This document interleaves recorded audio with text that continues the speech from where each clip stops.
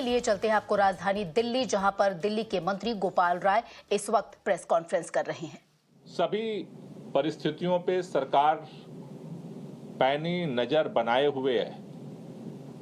हमारी कोशिश यही है कि ग्रैब 2 के नियमों को लागू करके और दिल्ली में प्रदूषण के स्तर को गंभीर श्रेणी में जाने से रोका जाए। मौसम की जो विपरीत स्थिति थी 2 दिनों की, उसमें भी अनुकूलता देखी जा रही है, लेकिन अगर मौसम में प्रतिकूलता आती है और दिल्ली का एयर क्वालिटी इंडेक्स गंभीर श्रेणी में जाता है तो सरकार दिल्ली के लोगों को प्रदूषण से बचाने के लिए जो भी जरूरी कदम होंगे, जो भी कठोर कदम होंगे, वो सारे कदम उठाएगी और दिल्ली के लोगों के सांसों को ज़्यादा से ज़्यादा कैसे बेहतर किया जाए, उसको बचाया जाए, उसके लिए दिल्ली के लोगों के साथ मिलकर के काम करेगी। आमतौर पर जो प्रदूषण की स्थिति है उसको लेकर के राजनीतिक बयानबाजियां भी हो रही हैं। मैं 2-3 तथ्य दिल्ली के लोगों के सामने रखना चाहता हूं और देश के लोगों के सामने। अभी centre for environment science CSC की तरफ से IIMT के जो डेटा है उसको एनालाइज करके एक रिपोर्ट 12 अक्टूबर से 3 नवंबर के बीच का ये जारी किया गया। ये डाटा एनालिसिस 12 अक्टूबर से 3 नवंबर के बीच में है। ये एनालिसिस इस सवाल का जवाब देती है कि दिल्ली के अंदर जो आज प्रदूषण है वो किसकी वजह से? क्या दिल्ली वालों की वजह से सारा प्रदूषण है?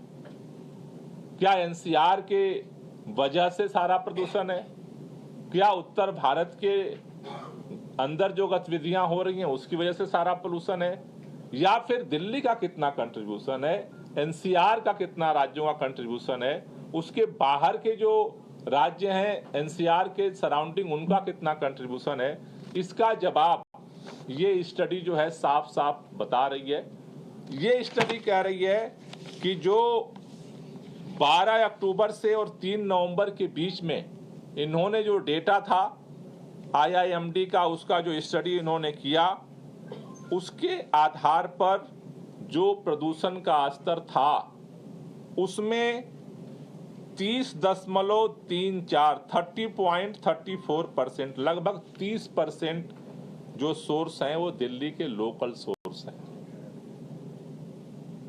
दूसरा 34.97% जो पोल्यूशन में कंट्रीब्यूशन है दिल्ली के, वो जो NCR के डिस्ट्रिक्ट हैं दिल्ली से सराउंडिंग सटे हुए, उसमें 34% कंट्रीब्यूशन है। NCR के भी सराउंडिंग जो बाहर के जो डिस्ट्रिक्ट्स हैं जो NCR में भी नहीं आते, जिसको हम नॉर्थ इंडिया एयर सेट कहते हैं, 200 से 250 किलोमीटर का, उन अदर डिस्ट्रिक्ट का जो कंट्रीब्यूशन है वो 27.97% है। तो पहली बात मैं ये पहले दिन से मैं कहता हूं कि जो दिल्ली के अंदर प्रदूषण की स्थिति है, दिल्ली 24 घंटे काम कर रही है दिल्ली के लोगों के साथ मिलकर के, लेकिन केंद्र सरकार को नेतृत्व लेकर के NCR के राज्यों में जितने एरियाज हैं, NCR के बाहर जो सराउंडिंग डिस्ट्रिक्ट्स हैं, इनका एक ज्वाइंट एक्शन प्लान बनाना पड़ेगा। प्रदूषण का स्तर केवल भारतीय जनता पार्टी के दफ्तर से प्रेस रिलीज जारी करके कम नहीं होगा, बल्कि सभी सरकारों को मिल करके इस पर काम करना पड़ेगा और अपने हिस्से का जो पोल्यूशन है उसमें सबको सक्रियता से काम करना पड़ेगा। दूसरा, एक बात सबके मन में उठती रहती है कि इसमें पराली का क्या कंट्रीब्यूशन है, पराली की स्थिति क्या है इस बार। मैं आपको ये डेटा आपको दिखाना चाहता हूं, ये स्क्रीन पर डेटा है। ये स्क्रीन पर जो डेटा है, ये जो डेटा है स्क्रीन पर जो दिखा रहे हैं, ये डेटा जो डेली बेसिस पर जारी हो रहा है, ये डेटा कहता है, इसका कॉलम अगर आप देखें, 2022 में जब हमारी सरकार पंजाब में बनी, उस समय 14 अक्टूबर से 13 नवंबर तक 45,172 पराली जलने की घटना थी। जब 2023 में हमने काम किया तो 45,172 से घट करके आप 2023 का नीचे का येलो कॉलम देखिए तो 26,127 होती है लास्ट ईयर। और ठीक उतनी ही पीरियड में इस साल 14 अक्टूबर से लेकर के 13 नवंबर तक केवल 7,492 पराली जलने की घटना होती है पंजाब के अंदर। यानी 2022 में जब हमारी सरकार बनी और उस सरकार बनने के बाद जो पिछले 2 साल में हमने वहां पे काम किया, 45,000 से घट करके वो 7,000 पर जो है पराली जलने की घटना आई है। अगर इसको परसेंटेज में देखें तो लगभग 80% पराली जलने की घटना आम आदमी पार्टी की सरकार ने पंजाब में कम किया है। ये डेटा दिल्ली सरकार का नहीं है, ये डेटा पंजाब सरकार का नहीं है, ये डेटा केंद्र सरकार के द्वारा डेली बेसिस पे जारी होता है। लेकिन अगर इसी उसमें देखें तो उत्तर प्रदेश के अंदर जो दिल्ली का सबसे सराउंडिंग जो सबसे नियरेस्ट स्टेट एक है, वहां पर जो ये दिखा रहा है 2022 में 1271 पराली जलने की घटना हुई थी और इस साल इसी पीरियड में 371 से बढ़कर के 2,167 घटना हो गई।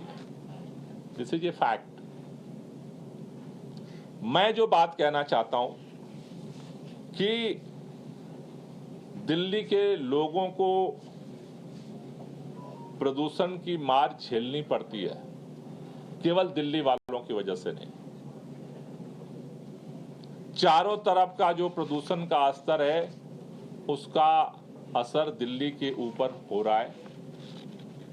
लेकिन इन सारी चीजों के बीच में लगातार हमारी कोशिश है कि दिल्ली और अपने प्रदूषण के स्तर को कम करे और उसके लिए हमारी सरकार दिन रात काम कर रही है। आगे भी हम काम करेंगे, लेकिन साथ ही साथ हमारी भारतीय जनता पार्टी की चारों सरकारों से निवेदन है, हरियाणा की, उत्तर प्रदेश की, राजस्थान की और केंद्र की सरकार से, कि आप हाथ पे हाथ रख करके बैठेंगे केवल, उससे प्रदूषण का स्तर कम नहीं हो रहा। हमें सहयोग करना पड़ेगा एक दूसरे का, अपने अपने राज्यों में अपने अपने हिस्से के प्रदूषण को कम करने पे फोकस करना पड़ेगा और मुझे लगता है कि उसका सकारात्मक परिणाम आएगा। अभी जो 2 दिनों से एक युवाई गंभीर स्थिति में गया है मौसम के अचानक बदलाव से, ऐसा अनुमान है कि आगे उसमें सुधार होगा और हम लोग इस पर नजर बनाए रखें।